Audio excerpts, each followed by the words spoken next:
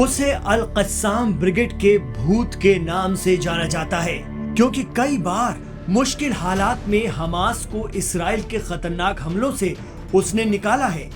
भूत उसे इसलिए भी कहते हैं कि उसे ढूंढना इस्राएल के लिए अब तक मुमकिन नहीं हो पाया है। वो किसी भूत की तरह चुटकियों में गायब हो जाता है। उसका एक और नाम अबू सुहैब है, जिससे लोग उसे लोकप्रियता या मकबूलियत के चलते पुकारते हैं, लेकिन उसका असली नाम अज़-अद-दीन अल-हद्दाद है, जो अब हमास की कमान संभालने जा रहा है। हमास के कमांडर मोहम्मद सिनवार और उससे पहले यहिया सिनवार के इस्राएल के हाथों कत्ल के बाद हमास की क़यादत या नेतृत्व को लेकर जो खबरें आ रही हैं, उनके मुताबिक अल-हद्दाद को हमास की बागडोर सौंप दी गई है। हमास में मोहम्मद सिनवार के बाद अल-हद्दाद सबसे सीनियर नेता माने जाते हैं। इस्राएल ने उस पर $7.5 लाख का इनाम घोषित कर रखा है। माना जाता है कि अल-हद्दाद 7 अक्टूबर 2023 के हमास पर हमले का मास्टरमाइंड भी था। मीडिया रिपोर्ट बता रही है कि अल-हद्दाद को इस्राएल कम से कम 6 बार मारने की नाकाम कोशिश कर चुका है। इस्राएल ने अल-हद्दाद को धमकी देते हुए कहा है कि अगला नंबर उनका ही है। हमास में अल-हद्दाद को सैन्य और खुफिया अभियानों का माहिर माना जाता है। अल-हद्दाद कम से कम 9 बार इस्राएल के जरिए कत्ल किए जाने की कोशिश से बच चुके हैं। वो अक्सर अपना ठिकाना बदलते हैं और बेहद सतर्क रहते हैं। उनके बेटे और पोते की इस्राएली हमलों में मौत हो चुकी है। हमास की खुफिया इकाई अल-मज़्द में भी वो वरिष्ठ भूमिका में रहे हैं और कहा जाता है कि हमास की ये एजेंसी इस्राएली एजेंटों की पहचान करती थी। पहले हमास की अल कस्साम ब्रिगेड, फिर वो स्पेशल फोर्स के प्रमुख बनाए गए और साल 2021 में उसे गजा ब्रिगेड का कमांडर बनाया गया। 2024 में जब इस्राएल ने यहिया सिनवार की हत्या कर दी तो उसे हमास की 14वीं बटालियन की जिम्मेदारी दे दी गई।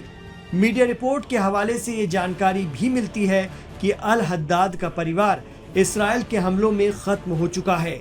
जेरूसलम पोस्ट की खबर के मुताबिक हमास के 5 ओरिजिनल ब्रिगेड कमांडरों में वो अकेला ही जिंदा बचा है।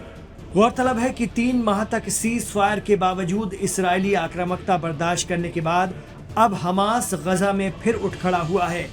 हमास ने आईडीएफ के 3 फौजियों पर हमला कर दिया। इसे इस्राएल डिफेंस फोर्स का अब तक का सबसे बड़ा झटका समझा जा रहा है। यह हमला महज एक विस्फोट नहीं था, बल्कि एक पूरी रणनीति का हिस्सा था, जो बताता है कि हमास अब भी पूरी ताकत में है। हमास ने हमले की जिम्मेदारी ली है और दावा किया है कि उसने शावाज विस्फोट और रॉकेट प्रणालियों के जरिए हमला किया था। पहले आईईडी से इस्राएली सैनिकों की गाड़ी को उड़ाया गया और फिर पास के घर में शरण लिए सैनिकों पर टेंडम मिसाइल दागी गईं। इन सब के बीच इस्राएल को कई बार सीधी चुनौती दे चुके अज़-अद-दीन अल-हद्दाद को हमास की जिम्मेदारी मिलने से ये भूत कहीं गजा में इस्राएल के पीछे ही ना पड़ जाए, इसको लेकर चर्चाओं का बाजार गर्म है।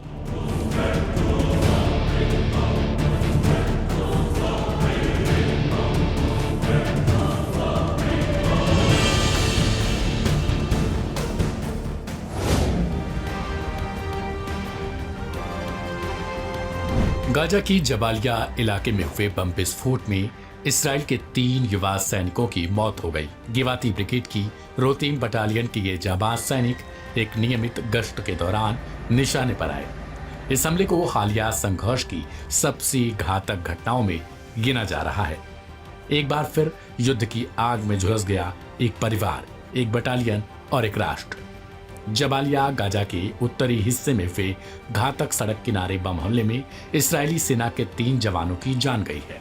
हमले की जिम्मेदारी फिलहाल किसी संगठन ने नहीं ली है, लेकिन कहा जा रहा है कि यह स्पष्ट रूप से एक सुनियोजित हमला था, जिसे हमास की तरफ से बिछाए गए जाल के रूप में देखा जा रहा है। गौरतलब है कि इस्राएल की तरफ से लगातार गाजा में बमबारी की जा रही थी, जिसमें हजारों बच्चों समेत महिलाओं की जान जा रही थी। 22 साल की उमर वैन गेल्डर गिवाती ब्रिगेड की रोतेम बटालियन के एक बहादुर और समर्पित सैनिक इस्राएल की ओर से कहे गए, जो इस हमले में शहीद होने वालों में शामिल थे। यरूशलेम में हुए उनके अंतिम संस्कार में हजारों लोग शामिल हुए। उनकी यूनिट कमांडर की आंखें नम थी जब उन्होंने कहा, उमर सिर्फ एक सैनिक नहीं, एक प्रेरणा थे। वो हर मुश्किल में सबसे शांत और बेहद मजबूत रहते थे। बाकी 2 जवानों की पहचान इस्राएल की ओर से सार्वजनिक नहीं की गई, लेकिन देश भर में एक ही भावना है, दर्द, गर्व और आक्रोश। नागरिकों ने मोमबत्तियां जलाई, झंडे झुकाए और सड़कों पर शांति मार्च निकाले। इस हमले के बाद इस्राएली डिफेंस फोर्सेज यानी आईडीएफ ने उत्तरी गाजा में जवाबी कार्रवाई शुरू कर दी। टैंकों और ड्रोन की तैनाती बढ़ा दी गई है। सेना के मुताबिक यह हमला गाजा में चल रहे सैन्य अभियान का हिस्सा था और इसके पीछे एक आतंकी गुट की योजना थी। इस्राएल के प्रधानमंत्री बेंजामिन नेतन्याहू ने कहा है कि गाजा के जबालिया इलाके में हुए सड़क किनारे बम विस्फोट को हम ऐसे ही नहीं छोड़ेंगे। उन्होंने इसे हमारी न्यायपूर्ण लड़ाई में दिल दहला देने वाली कीमत बताया और शहीदों के परिवारों के प्रति संवेदना व्यक्त की। नेतन्याहू ने अपने बयान में कहा, हमारे सैनिकों की शहादत ने हमारे दिलों को तोड़ दिया है, लेकिन हम अपनी लड़ाई जारी रखेंगे। इस्राएल हमास के सैन्य और सरकारी ढांचे को नष्ट करने, सभी बंधकों को मुक्त करने और गजा को इस्राएल के लिए खतरे से मुक्त करने तक अपनी लड़ाई जारी रखेगा।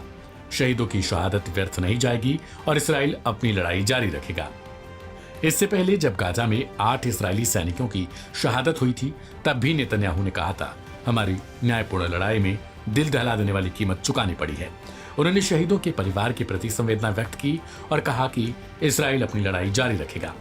नेतन्याहू के ये बयान इस्राएल की दृढ़ता और हमास के खिलाफ उसकी प्रतिबद्धता को दर्शाते हैं।